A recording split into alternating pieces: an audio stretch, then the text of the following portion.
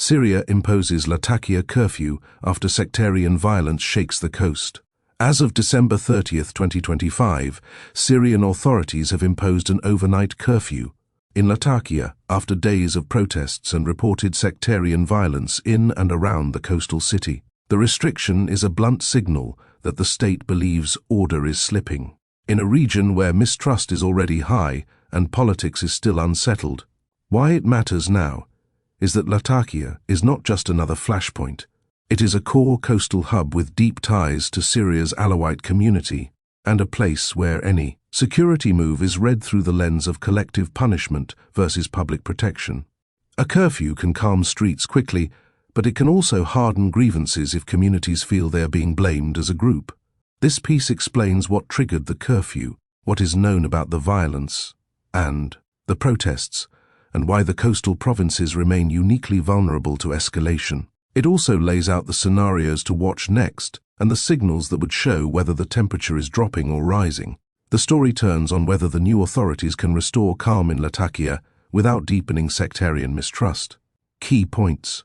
Syrian authorities announced an overnight Latakia curfew running from 5 p.m. Tuesday to 6 a.m. Wednesday, with exemptions for emergency and medical services. The curfew followed unrest that included attacks and property damage in Alawite. Majority areas after large protests in Latakia turned violent over the weekend.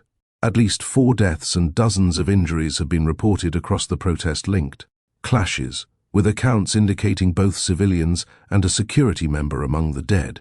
Demonstrators in Latakia rallied around demands for decentralization and the release of Alawite detainees, framing the protests as a response to insecurity and marginalization. Tensions were inflamed by a bombing at an Alawite mosque in Homs during Friday prayers that killed multiple people and injured others, reinforcing fears of sectarian targeting.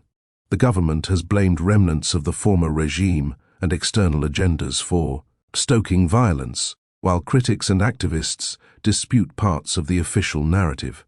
What happens next depends on whether security measures remain temporary and targeted, or expand into a longer clampdown that feeds resentment and retaliation. Background. Latakia sits on Syria's Mediterranean coast and carries outsized political weight because it is closely associated with the Alawite community, a minority group that was deeply intertwined with the former state security system and public sector under Bashar al-Assad.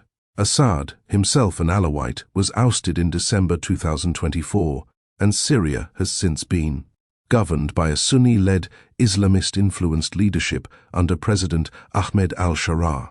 Since that transition, the coast has experienced repeated episodes of violence and reprisal. In March 2025, fighting involving Assad loyalists and security forces triggered a wave of revenge killings that left a large number of Alawite civilians dead and drove many people to flee, creating a lasting trauma that still shapes how coastal communities interpret any new security action. Against that backdrop, a bomb attack at an Alawite mosque in Homs during Friday prayers in late December 2025 reignited fears of sectarian targeting. That fear quickly translated into street mobilization. On December 28, thousands gathered in Latakia's Azari Square and elsewhere on the coast, with protest messages mixing political demands, community protection, and anger over detentions. The demonstrations did not remain contained. Gunfire and clashes were reported during the protests, and violence continued into the following days. By December 30th, authorities announced an overnight curfew in Latakia and reinforced deployments in neighborhoods where unrest had spread. Officials said the aim was to restore stability and protect people and property, while also warning against vigilante-style retaliation and damage to public and private assets. Analysis. Political and geopolitical dimensions. The Latakia curfew lands in a fragile political moment. Syria's post-Assad leadership is still trying to prove it can govern a diverse society while dismantling or reshaping parts of the old security order. The coastal provinces are the hardest test of that promise, because many residents fear they will be treated as presumptive enemies, while many others across the country see the coast as the former regime's rear base. Latakia also carries geopolitical sensitivities. Russia's long-standing military footprint includes the Hmyim air base in Latakia province, and Moscow has been negotiating with Syria's new leadership over the status of that base and the naval facility at Tartus. That does not mean Russia is driving events on the streets, but it does mean the coast is watched closely by foreign governments, and any instability can become a bargaining chip in wider negotiations over security cooperation. Sanctions relief, reconstruction access, and external influence. In practical terms, the curfew is a signal to both domestic and foreign audiences. The government is asserting a monopoly on force in a region where non-state actors, revenge networks, and armed remnants can still operate. The risk is that heavy-handed enforcement may produce short-term quiet while worsening the long-term legitimacy problem. Economic and market impact. Curfews hit local economies immediately. Latakia is a commercial and port-linked city, and even a short overnight restriction disrupts logistics, staffing, deliveries, and informal commerce that runs late into the evening. When fear rises, people hoard cash, pause purchases, and pull back from travel between neighborhoods, which can choke small businesses first. The bigger economic concern is persistence. If the coast is seen as unstable, it complicates investment, aid delivery, and the ability of the state to re-knit national supply lines. It also increases the temptation for armed groups to fund themselves through extortion, protection, and control of checkpoints, patterns Syrians know too well from earlier phases of the conflict. A contained scenario looks like this: the curfew expires on schedule, targeted. Arrests follow for identifiable attackers, and normal trading resumes quickly.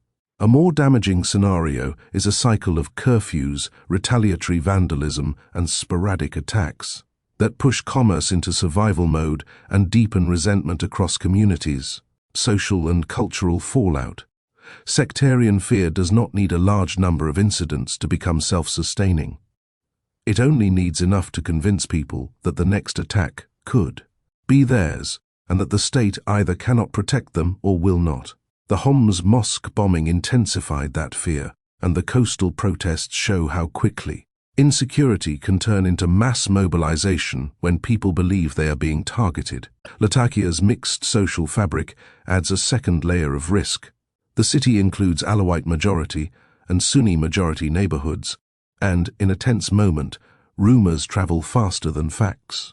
That increases the chance of mob logic, where individuals retaliate for alleged wrongdoing by unknown actors, and whole streets become suspect because of identity rather than evidence. If the authorities want the curfew to reduce tension rather than inflame it, the critical social task is differentiation, separating criminals from communities and enforcing law in a way that does not look like collective blame. Technological and security implications. Urban unrest today is shaped by speed. Videos of violence, alleged abuses, or inflammatory claims spread instantly through messaging, apps, and social platforms, and they can quickly outpace official statements.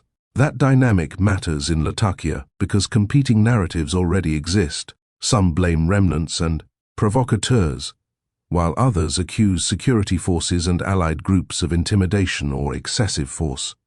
A curfew is a classic control tool, but it is not a full security strategy. The effectiveness depends on what comes with it: disciplined policing, clear rules on use of force, rapid protection of vulnerable sites, and credible investigations into the incidents that triggered public anger. There is also a second-order security risk. If communities conclude the state cannot protect them, local armed self-defense groups can emerge. That may feel protective in the moment, but it tends to create parallel power centers, escalates tit-for-tat violence, and makes future disarmament far harder. What most coverage misses. The key driver here is not simply sectarian hatred. It is the collapse of trust in institutions at the neighborhood level. People are reacting to a belief that security, justice, and basic dignity are unevenly distributed, and that the system deciding who is safe is not transparent. That is why political demands like decentralization appear alongside immediate security grievances. For many protesters, Decentralization is less an abstract constitutional theory and more a practical answer to fear, local control that feels closer, faster, and less hostile than distant authorities. Whether that demand is workable is a separate question, but its presence is a clue to what people think has failed. The other overlooked factor is the legacy of previous violence on the coast. Communities that endured mass killings and displacement earlier in 2025 are primed to interpret new incidents as the start of a repeat. That makes de-escalation harder, because every rumor feels like confirmation of a pattern. Why this matters? In the short term, the people most affected are residents of Latakia's mixed neighborhoods, small, business owners, and families who must decide whether it is safe to move around the city.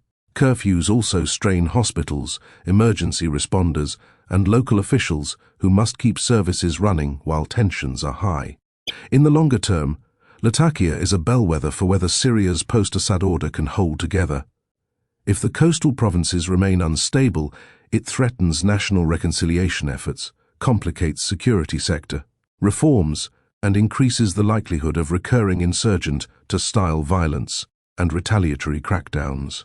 Concrete events to watch next include whether the curfew is extended beyond the first night, whether authorities announce arrests tied to the vandalism and attacks, and whether there is a public update on the investigation into the Homs mosque bombing. Another key indicator will be whether protests continue, and if they do, whether they remain peaceful or again draw counter-demonstrations and clashes. Real-world impact. A shop owner in a Latakia coastal neighborhood closes early and boards up the storefront after reports of vandalism nearby. The next morning, suppliers refuse to deliver until they see the streets. Calm down, and the owner's cash flow problem becomes immediate. A nurse in Homs finishes a shift still shaken by the mosque bombing's aftermath. Family members ask whether it is safe to attend prayers, and the conversation turns from faith to security planning, who travels where and at what times. A taxi driver in Latakia avoids certain routes after dark, not because of the curfew itself, but because passengers are afraid to cross into neighborhoods linked to the other side. Fares fall, and arguments over identity flare up inside the car. A university student on the coast watches clips of clashes circulating online and decides to stay home rather than attend classes. The student's parents are less worried about exams than about being caught in the wrong place when security forces respond to a rumor. What's next for the Latakia curfew?